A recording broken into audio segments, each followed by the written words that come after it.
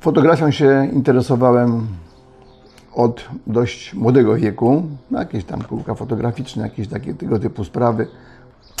Szkoła Technikum-Chemiczne było przy ulicy Chorzej, czyli można powiedzieć, że to centrum Warszawy jest.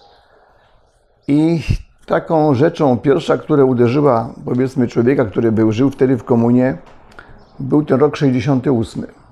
Ostrzegano, że jeżeli uczniowie, którzy jakikolwiek zostanie złapany w okolicach Uniwersytetu Warszawskiego bądź Politechniki, zostanie relegowany, wyrzucony ze szkoły bez prawa powrotu itd. No w ogóle tak grożono, że wszyscy byli przestraszeni. I któregoś czasu wychodząc ze szkoły skręciłem w prawo w Emilii Plater, ulicę, nawet nie wiem, czy ta ulica obecnie jeszcze jest. Dalej do Koszykowej patrzę, zobaczyłem milicja, całą tą Politechnikę okrążała. Aż mi, że tak powiem, ciarki po plecach chodziły, jak zobaczyłem, co się dzieje. Mnóstwo ludzi, jak śpiewał hymn, jak tych studentów, na której na Politechnice wisiał napisy o strajku. Przeważnie w każdym domu było tak, że ludzie słuchali w wolnej Europie, słuchali Londynu, słuchali Waszyngtonu, by się dowiedzieć coś, co się właściwie w Polsce dzieje, no i co za granicą również, co nasze władze knują. Kończywszy ten etap szkoły, powiedzmy, trafiłem później do warszawskich zakładów fotochemicznych Foton. Także interesowały mnie pewne, powiedzmy, jakieś materiały pirotechniczne. No fakt, że udało nam się zrobić jakąś tam nitroglicerynę, no jakieś inne tego typu rzeczy. Eksplozja okazała się bardzo skuteczna, taki wielki krąg betonowy od studni się rozpadł. No ale to kosztowało mnie, tak powiem, za to, że bez zezwolenia, no nie wiem jak można mieć wtedy zezwolenie na materiały wybuchowe, dostałem 2 lata w zawieszeniu. Później jak po szkole średniej chciałem iść na WAT, tam są materiały wybuchowe, czy do Remertowa, nigdzie, wszędzie szlaban był.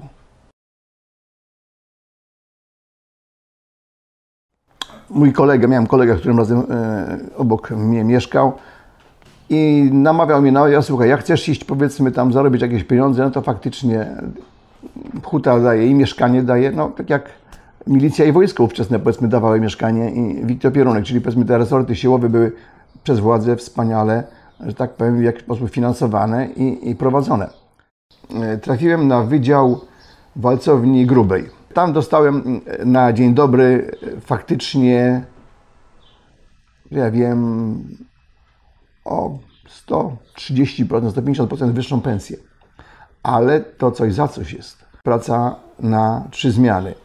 W tak zwanym ruchu 4-brygadowym. 4 dni rano, dzień przerwy, 4 popołudnie przerwy, 4 noce, 2 dni przerwy. Jakby czynnikiem miarodajnym, powiedzmy, określającym byt społeczeństwa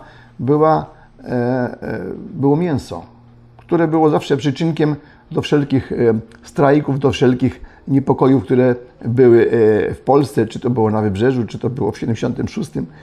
Żeby ewentualnie dmuchać na zimne, to władza zrobiła taki numer, że ludzie, pracownicy huty otrzymywali kartki na mięso w wysokości 2,5, 4 i 7 kg co tydzień. Wiesz, kolejki były potężne. Tutaj po tych całych osiedlach, powiedzmy, ludzie starsi pamiętają, że wtedy się polowało na mięso, na wędlinę, czy cokolwiek innego. To też było faktycznie wielkim plusem. Żona w domu się była zadowolona, że jej mężczyzna pracuje, że ona nie musi tymi godzinami stać, żeby przynieść to mięso, tą wędlinę, tylko on tą baczkę jej przyniesie. Zostawało się zupę z wkładką, z jakimś mięsem, powiedzmy, czy z kiełbasą, gdzie kawał kiełbasy do tej zupy szedł i na tychże stołówkach można było się pożywić. Tych stołówek było sporo. Sprawy socjalne. Faktycznie socjalizm był taki tak przyjazny, powiedzmy, że była szkoła średnia, zawodowa, technikum, te hutnicze, było tam kilka była specjalizacji. Huta matka miała, to był zakład, który miał wszystko, miał własne osiedle, miał wydział zieleni, miał własną świniarnię, miał klub sportowy, miał szpital, miał osiedle domów mieszkalnych na Wrzecionie. To była matka, która, że tak powiem, tam wszystko było, można powiedzieć. No i bądź co bądź pracowało w tej hucie 10 000 osób. Towarzysze, pierwsi sekretarze przyjeżdżali zawsze do huty przed 1 maja. Pałac Kultury i hutę zdjęła, Stalin podpisał. Ponieważ miałem kłopoty, okazało się, ze zdrowiem, wyszły i przy jakichś takich badaniach kontrolnych, które przychodzili pracownicy, stwierdzono, że mam gruźlicę chyba. I zalecenie od lekarza, że nie mogę pracować tam, gdzie jest duże zapylenie. W każdym dużym zakładzie, tym powiedzmy zatrudniającym powyżej tam, nie wiem, 1000 czy tam 800 osób, była komórka do spraw propagandy. To się nazywała komórką informacji, ale tak informacje zawierał m.in. rozgłośnię zakładową, jakichś dziennikarzy, czyli gazetka zakładowa, fotograf, plastyk, pracownia plastyczna była. Te hasła wiszące w każdych zakładach, na ulicach, często pokazujące, a głównie w zakładach, były przez tych plastyków to malowane. Były to potężne hasła, ponieważ huta była wielkim zakładem. Jak się powiesiło coś wielkiego na tym, że jakiejś hali, no to nie było widać, to musiało być wielkie, musiało być potężne. W gazetce Hutniku Warszawskim pracowały 2 czy 3 dziennikarki, do rozgłośni zakładowej też obsługiwały rozgłośnię zakładową. Nad tym czuwał pracownia fotograficzna, no, gdzie trafiłem właśnie, gdzie zaproponowano mi pracę. Trafiłem tam do tejże komórki fotograficznej. Oczywiście kierownik robił co jakiś czas tą nasiadówę, że powiedzmy należy zrobić zdjęcia takie, śmakie, owakie, powiedzmy, przepraszam, może ja powiem ściślej, precyzyjniej, zdjęcia takie, śmakie, owakie, zdjęcia propagandowe. Nawet było takie rozporządzenie ówczesnego prezesa Rady Ministrów o tym, że w tych dużych zakładach są takie komórki do spraw propagandy. Zresztą to się nazywało dział informacji. Ale ówczesny dział informacji podlegał sekretarzowi do spraw propagandy, gdyż w Hucie Warszawa były 4 komitety fabryczne partii. Gazeta, ta Hutnik Warszawski, który był cenzurowany, oczywiście jeździło się i tam niektórzy między innymi mnie wysyłali czasami, jak mieli tam, że tak powiem, tego, tam, żebym zawiózł ten artykuł, tam oddawałem tam za poświadczeniem, powiedzmy, jakiś tam przyjmował człowiek i za jakieś tam 2 dni się te materiały odbierało, albo zwalniali, albo coś była jakaś ingerencja. To była redakcja, 2 dziennikarki, które pracowały również w rozgłośni radiowej. Kołchoźniki były wzdłuż ulicy Kasprowicza, na poszczególnych ulicach Huty, czyli jak się szło na wydział do siebie, to jak się słyszało cały czas tą rozmowę, tej rozgłośni było słychać, powiedzmy, jeżeli była nagrana audycja, które były emitowane w godzinach przyjść i wyjść z pracy, żeby ci ludzie idąc ze stanowisk pracy słyszeli i te dziennikarki, powiedzmy, tam ustalały sobie po linii na bazie z tym kierownikiem propagandy, powiedzmy, mówiły co zrobimy, jakie audycje, to szło wówczas, powiedzmy, w eter. Jakieś komunikaty partyjne, powiedzmy, też. Załóżmy album, który zrobiłem swego czasu. To jest wydział stalowni, jak wyglądają. Stal jest zlewana do tak zwanych wylewnic, takiego, przez korytko do takiej wielkiej kadzi. Z tej kadzi do takich jakby pojemników. O, tu chodźmy, tu pokazuję spód do tej wlewnicy. Korytkiem tym leci z pieca. Dalej na innych wydziałach, żeby pokazać tą pracę hutnika, to jest Wydział Kuźni. Wydział Kuźni, gdzie tutaj na zdjęciu pokazuje taką prasę CCCP zrobiona i prasa 3000 ton. Jest mostek, gdzie kęsisko sobie przychodzi przez walcarkę, to jest walcarka. To jest te snopy światła, o których mówiłem, padają na świetlikach tych górnych w halach olbrzymich, po których jeżdżą pociągi, gotowe wyroby. Powiedzmy, jest walcownia zimnej taśmy, były odpowiednio też malowane końcówki tego, które świadczyły też te końcówki o tym, jaki to jest gatunek stali. Ale tak było, że w roku przynajmniej raz, jak nie kilka, były wypadki śmiertelne w Hucie. I ja byłem wzywany do tychże wypadków, czasami, żeby pokazać, powiedzmy, fotografować. Jak fotograf milicyjny nie zdążył, no to potem moje materiały, te negatywy, te zdjęcia szły do prokuratury, żeby to tam osądzić, powiedzmy, co jak się stało. Czy powiedzmy jakieś na wypadki na wydziale kolejowym, gdzie jeździły te pociągi, to pierwszy osobny wydział, gdzie te lokomotywy spalinowe, te materiały między wydziałami tą stal przewoziły. No to jak ktoś coś nie zauważył, powiedzmy, że jak to się mówi, zatrudniani byli okoliczni pracownicy, chłoporobotnicy, dość prości, powiedzmy, no to nie powiem, też wódka się lała czasami tam strumieniami. Wiesz, w momencie jak ja przyszedłem do Huty, dowiedziałem się, że jest tam 11 melin. Dość surowo było to traktowane.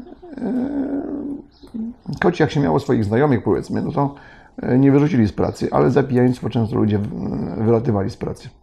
Tam mięsem się rzucało często, gęsto, ci wszyscy bodzowie, wodzowie też nie rozmawiali ze sobą kulturalnie, tylko przekleństwa były na co dzień.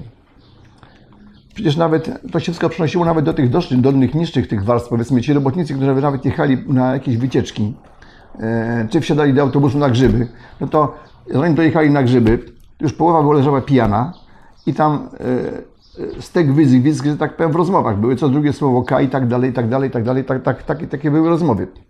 Dlatego jak z nami jechaliśmy w 80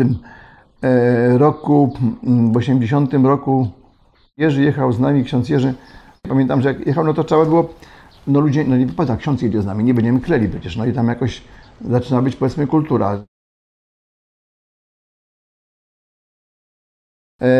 No jeśli chodzi o ludzi, no przeważnie przekrój wiekowy był absolutnie różny.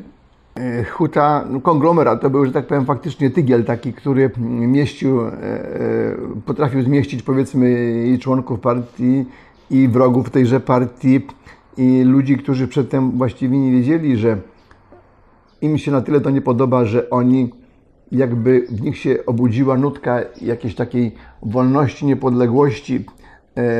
Zauważyli, teraz dopiero Solidarność uświadomiła, że to wszystko jest kierowane, że to wszystko jest pod kontrolą, że wszystko jest, powiedzmy, sterowane. Poglądy polityczne, jakby nawet powiedział wtedy o tamtych czasach, nie zwracały uwagi, ale pracując na Wydziale W45, rzecz ciekawa właśnie, Wydział W45 miał taki olbrzymi plac. On nosił ksywkę Plac Defilat. Tam odbywały się wszelkie spędy, czyli ponieważ corocznie przyjeżdżał do Huty jak nie Gomułka, to później Gierek, krawężniki były malowane na biało, drzewa nie były malowane na zielono, ale krawężniki były malowane na biało taką kredą.